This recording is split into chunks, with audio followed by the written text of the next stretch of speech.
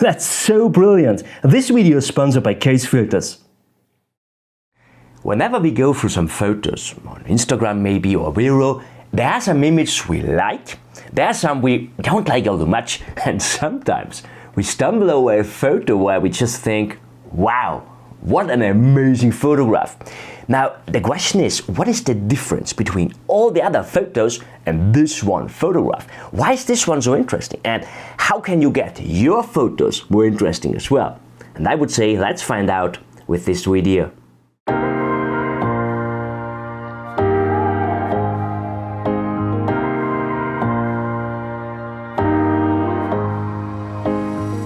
Hi my friends, very nice to see you. I got quite an interesting question from Thomas, and Thomas wants to know how to get a photo more interesting. And that's really an interesting question, Thomas, especially as this can definitely bring your photography up to the next level.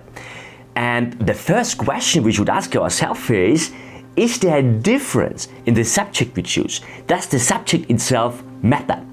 And I'm convinced that different elements, different scenes, different subjects can be more or less interesting for different people. So yes, subject matters actually. If the subject is already spectacular, it is much easier to get a photo that is also spectacular as well.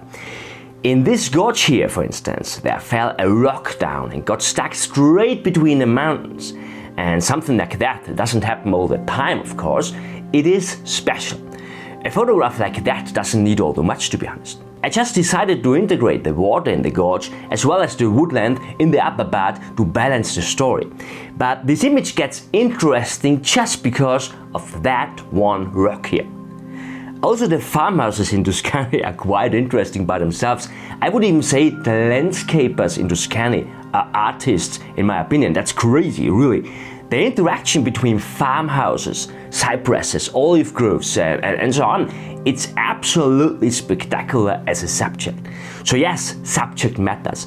And I want to go even one step further here. I say that one and the same subject can be more or less interesting for different viewers. You can photograph the most breathtaking tree in the world. When the viewer is not interested in trees, he will unlikely be very interested in your photo. Or let's say it is more difficult at least to win his interest. And that's possible because getting a photograph more interesting is not only all about choosing the right subject. Let me show you one more photograph with a spectacular subject. The waterfall in the distance is a giant waterfall and it looks spectacular.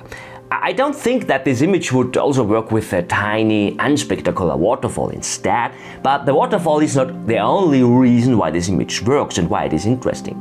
There's something that is even more important. Let's imagine we would crop this image more to something like that. The waterfall is still spectacular, but the photo got less interesting, right? The reason therefore is simply that the foreground rocks add to this composition. There is a connection between these rocks and the waterfall back there. And there are more rocks back to the distance. We get this feeling of being in a wild river, or at least at the shore of one. And this makes this image even more spectacular. It gets more interesting. So it is a good idea to use foregrounds, but it is not done by just using any foreground. The foreground should add to the story. A good foreground enhances the story of the subject, if you want. Same in this image here. The orange tree is spectacular, but the mossy rocks in the brook bed let it be in a totally different mood. It tells the story of a dried out brook. And this is why I decided to get this bigger rock here into my foreground to enhance the impact of the brook bed. It makes the photo more interesting. Very close foregrounds can also work fantastically. In this image here, the light ray is already phenomenal, and I'm more than happy that I got it. But that close foreground rock leads to this illusion of depth in this photograph. We get more feeling of like we could walk into this image. Using foregrounds can really help to get a photo more interesting. You can see the subject as a kind of main story, if you want, of the composition, and the foreground as a kind of side story or any additional information giving to the photo, and that makes a photo more interesting.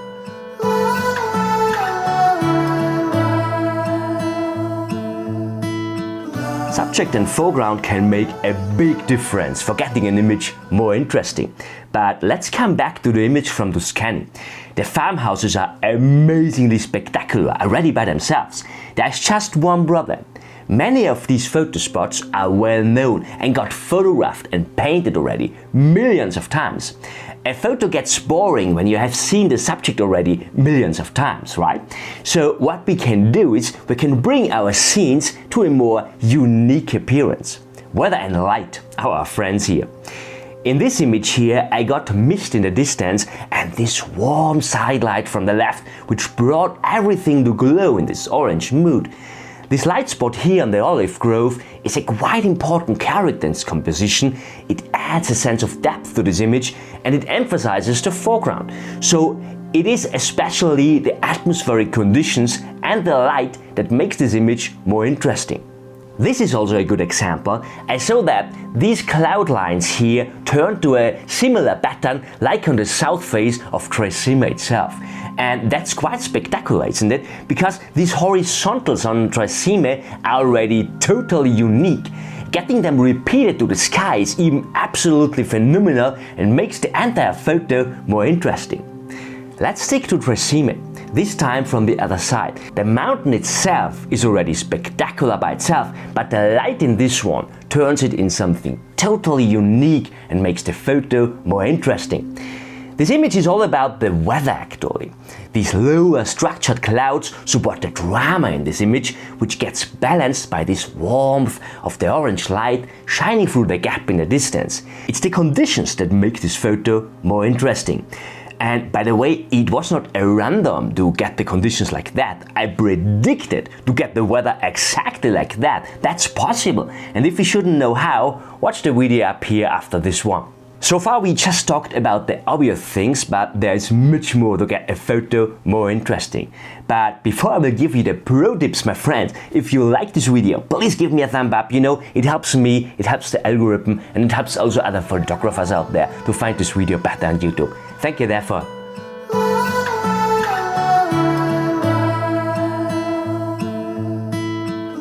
Now we learned about the impact of subject, foreground and conditions. But I would say let's bring it even to the next level. A good photographer can tell stories with his photographs, and one of the most powerful tools here is perspective. How can we change the story by changing the perspective? That's a good question, isn't it? I will keep this short, that's tough for an own video I think. Just quickly, by changing the camera position and the angle, we can decide on which elements we want to include or we want to exclude in a composition. But even more important is that we can change the character relations inside the composition. When we go closer to one character, for instance, we emphasize that character. How easy is that? Or when we bring two characters together or in any kind of relation or anything like that, we start to tell a story. And changing the perspective is not only all about bringing all the elements into the scene or avoiding empty space or something like that. That's also very important, of course, but the main goal of changing the perspective is actually to tell a story. In this image here, I just photographed a bunch of grasses with a baby tree and a stick, but due to the angle, it looks like a turtle or a snail or something like that. Or in this image here, I photographed this amazing waterfall, and I was absolutely clear about that this spectacular log here at the top left is an important character of this composition, as it emphasizes the story of the water carving its own way through the landscape. And going closer to the log enhances the log, and this emphasizes the relationship between log, waterfall and the woodland up there. And all that makes this image more interesting.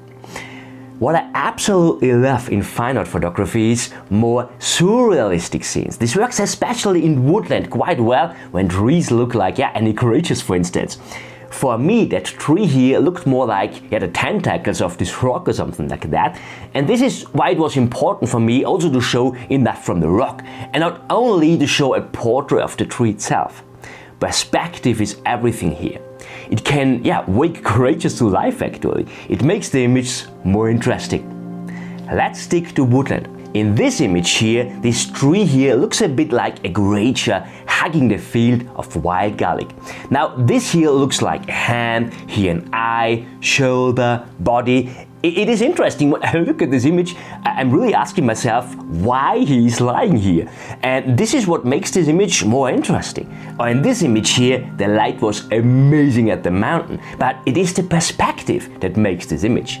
The lower camera position brings the viewer in a more defensive position. Yeah, it is a bit like, I'm small, I can just look over the foreground mountain, and the angle makes this image already, really interesting. And I think it got even more interesting because on the one hand we look upwards to a big mountain, whilst there is no end to see when we look downwards. And this underlines how big that mountain really is, which makes the image also more interesting. And this just because I emphasize the mountain face in the foreground by perspective.